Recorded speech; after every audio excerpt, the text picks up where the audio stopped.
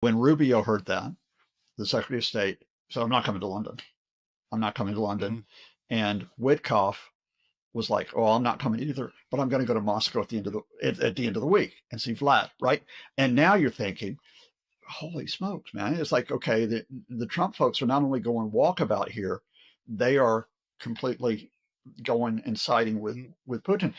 But there was a thing here that I think almost no one noticed, Philip. If you don't mind me doing this deep dive, because it's the way you try to get the handle on it before Trump's flip, No, I think it's important because we do miss a lot of the subtleties because it's moving so fast. is that Keith Kellogg, who's Trump's envoy to Ukraine, did go to London. Hello and welcome to Frontline with me, Philip Ingram. Now, today, on Donald Trump's 100th day in office as the 47th President of the United States of America, we couldn't have anyone better than Professor Scott Lucas to come and tell us what he thinks his first 100 days have been like and what we're going to see over the next 1300, I think it is. Scott, welcome back to Frontline. Right, Philip, thank you so much. Now, as I said, today's 100th day. It's actually day 1162 of Vladimir Putin's 10-day special military operation. But I think 100 days is something that, in American terms, came from Freddie Roosevelt's time whenever it was trying to reset the economy. But it has become this mythical aiming mark for new presidents to get to. Uh, we still don't have peace in Ukraine. Has Donald Trump failed? Well, I'm not sure Donald Trump is the one who holds the key to getting a settlement in Ukraine, Philip, with respect to Donald Trump's thoughts about himself. I mean, let's start off with realities. You don't get an end to the Russian invasion in Ukraine unless and until Vladimir Putin decides he wants to stop that invasion, right? Now, at this point, Vladimir Putin, and this was reiterated by his foreign minister, Sergei Lavrov, just yesterday, does not intend to end that invasion unless they get a complete capitulation of Ukraine. And by capitulation, that means not just what the Americans have offered or had offered Kyiv 2 weeks ago, which is legal recognition of Crimea by the United States. Quick reminder, only 6 other countries that actually recognize Crimea as Russian. If I remember right, the US would be joining North Korea, Syria, Assad Syria, Afghanistan, Cuba, Venezuela, Nicaragua, esteemed company. Legal recognition of Russia's uh, seizure of Crimea, de facto recognition of Russia taking at least parts of 4 Ukrainian regions in the east and in the south. Um, the Kremlin wants even more. They stated this yesterday. They want all the 4 regions, even though they don't control parts of them. A lifting of sanctions on Moscow, the restoration of U.S. Russian economic uh, relations. In return, what does Ukraine get? They get no entry into NATO, that's barred. They get no security guarantees, effective security guarantees from the West. Uh, they, the Americans say they can join the EU, and the Russians aren't saying anything about that at this point. But the American proposal and the Russians are offering nothing in terms of Ukrainian recovery, in terms of substance, right? So Vladimir Putin continues to want to conquer this country, grab part of it, and get rid of the Zelensky government. Okay, now that's a fundamental.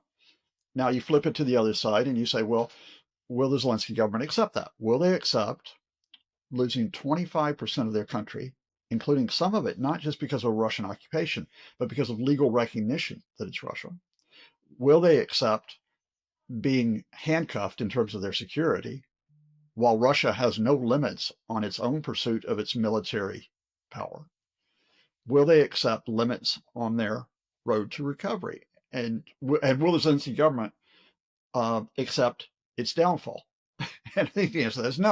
All right, sorry to set that all out, but that's the reality. That's what you walk into. But it's important, and I think in that, Donald Trump had proposed that the Zaporizhzhia nuclear power plant gets back under Ukrainian control and is jointly run with the Americans. The Russians have said no to that, and the Russians have also said that they don't want the international community providing any rearmament capability to the Ukrainian military so that they can build themselves up again. To me, this sounds like a capitulation plan. But after we saw Trump sitting down with that spectacular photograph of him and Zelensky crouching together in the Vatican at the Pope's funeral. Trump came out and said he thought Putin was tapping me along. We're getting mixed messages across the board. So let's walk through the past 2 weeks, which is important, right? So take 2 weeks ago, well, actually 13 days ago, April 17th, you get the Americans in Paris telling the Europeans in Ukraine, here's this one-page document you have to accept, right? This is Marco Rubio, Secretary of State, Donald Trump's envoy, the real estate developer, Steve Witkoff. And they tell Kiev and Europe this. And what exactly does it set out? Okay, the legal recognition of Crimea, the de facto recognition of Russia holding at least parts of the 4 other regions, the restored U.S.-Russia economic relations, which means an end to sanctions, which you can't have anyway. The limits on Ukraine's security with the ban on going into NATO, the possibility the U.S. could get the rare earth minerals deal with Ukraine, but their priority quite clearly being in terms of what they can get with Russia while Ukraine struggles to recover. Now, that's what the Americans present, right? And I'm sitting there at that point going, Kremlin's got to be jumping for joy for this. You know, this is their guy. This is Trump and the guys around Trump, people like J.D. Vance, people like Witkoff, who effectively are presenting the Kremlin's demands as an American plan. Okay. Now, we were at the point where last Wednesday, so 6 days after that proposal was issued, Ukraine and Europe were going to meet the Americans again in London. And Ukraine had let the Americans know through the Europeans, we're not accepting this. Instead, we're going to propose a 30-day interim ceasefire, and we'll discuss details of what might be possible, but this isn't going to be possible. Now, when Rubio heard that, the Secretary of State said, I'm not coming to London. I'm not coming to London. And Witkoff was like, oh, I'm not coming either, but I'm going to go to Moscow at the end of the week and see Vlad, right? And now you're thinking, holy smokes, man. It's like, okay, the Trump folks are not only going walkabout here, they are completely going and siding with Putin. But there was a thing here that I think almost no one noticed, Philip, if you don't mind me doing this deep dive, because it's the way you try to get the handle on it before Trump's flip. No, I think it's important because we do miss a lot of the subtleties because it's moving so fast. Is that Keith Kellogg, who's Trump's envoy to Ukraine, did go to London. So, and there were other American staff who would have been there with Kellogg, and they talked to what was really high-level Ukrainians. Presidential Chief of Staff Andrei Yermak was there, Defense Minister Rustem Umerov, and of course, high-ranking UK, French, and German representatives are there as well. So there were some substantive talks going on, which points to the fact that there's a split in the Trump administration, right? So that's last Wednesday, right? Now, I'm still thinking at this point, and this is where I really like to see you get a Russian expert on to explain this, because I'm still thinking the Russians have got the advantage here because they can simply portray Ukraine as rejecting a sensible American proposal, which has many of their demands, right? All they have to do is sit back for a few days, keep pushing the line of that Zelensky doesn't want a peace deal, Trump's deal, and they're going to come out on top. Even if you don't get the ceasefire, they look like the good guys. And then, so help me, the day after that London meeting, when Rubio didn't go, and just before Witkoff's going to go to Moscow, so this is last Thursday, Russia lobs 70 missiles and 145 drones at Ukraine overnight. A lot of them are aiming at Kyiv, and you get a mass murder of 12 people in Kyiv, and they injure 90, right? And Russia kills people on a daily basis. I just posted on the latest casualties. But usually it's under radar because it's in places removed from the capital. It's right. This time, because journalists are in the capital, they're in Kyiv, and they're having to go through the air alerts. This is headline news across the world, right? What Putin did, Philip, is he threw away that diplomatic advantage last Thursday. Absolutely threw it away. And again, Ukraine and Europe, who I think have played a pretty good hand here. I can criticize the Europeans for being slow at times, but I think in the past few months, they've worked really, really well with Ukraine. They know that they've got this set piece coming up with Pope Francis's funeral at the Vatican. And so it's not just going to be Zelensky's going to be there. Macron's going to be there. The Italian Prime Minister, Giorgia Meloni, is going to be there. UK Prime Minister Keir Starmer is going to be there. And there aren't going to be any Russians there. There are not going to be any Russians, right? So on Saturday, and you've just flagged it up, but I want to go deep on what happens. You get that setup where you get 15 minutes of FaceTime with Trump. Zelensky gets that FaceTime, right? It's not a White House meeting. J.D. Vance is not there, thank God. Marco Rubio is not there. It's just him one-on-one, and you get that dramatic shot in St. Peter's Basilica of them on the two chairs right next to the mosaic of Jesus being baptized, right? Now, I want to pause here and say something, because you'll know this, Philip. You'll know this from working in media as well as working in defense and in security.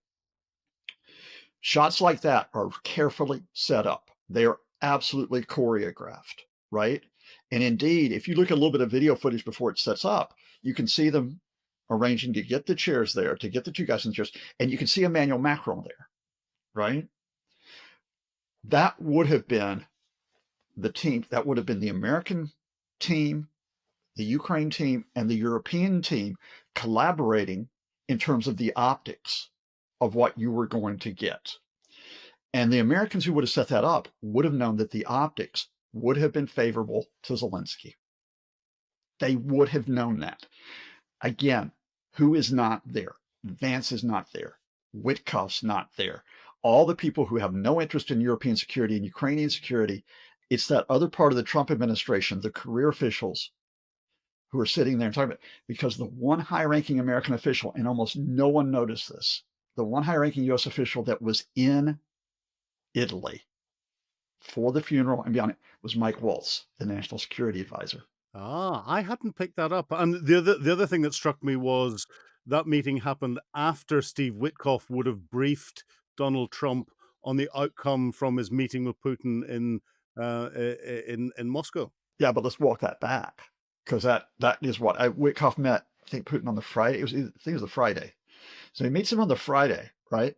Now, here again is the opportunity for the Kremlin to regain diplomatic advantage after screwing up and knocking the hell out of Kyiv and carrying out the mass murder. They've got Witkoff in that room, right? And in one sense, the Kremlin wins this. In another sense, they lose it. The way they win it is they make Witkoff look like an absolute blithering fool. Now, I'm not going to comment on whether I think Witkoff is an absolute blithering fool, because that would be unfair in respect to the real estate developer and purported envoy, Steve Witkoff. And that would be unfair, right? No comment as well, yes. So, and you're going to know where I'm going to go with this video clip, right? Putin greets him in English, which I don't think he does it that often, right? So he's going to greet him in, then he's going to show him to this table. Putin's got Yuri Ushakov, his foreign policy advisor, right next to him. I'm Kirill Dmitriev, who is the economic and financial advisor. He got high-powered folks with him. Witkoff goes up to the table, and there's no one there except a young woman on the side of the table. No other American officials that are there, right? And he looks at her. He doesn't know who she is. He is going into me, and then he goes, I think he says like, oh, you're the translator, or you're the translator. And then, are you from the embassy? How can you not know whether or not this person is from the embassy? From a security aspect, you pretty much would want to know that. And from a diplomatic aspect. But that's, you know, he's not a diplomat. He's got no experience in this whatsoever, and that I'd put down as an embassy failure, unless he's arrogant enough to turn around and say, "I've got this by myself," so push the embassy away. Who the hell's in the embassy over there? Are they all just simply Trumpists who thought this was a great idea to throw Witkoff in there? Or are they scared to do that properly? Anyway, and then the video comes out, and it was on Russian channels as well, and it's like Putin's going, "Yeah, I got the Americans. I got Witkoff here." But of course, the reason why it's failure here is that those images get replayed back in America.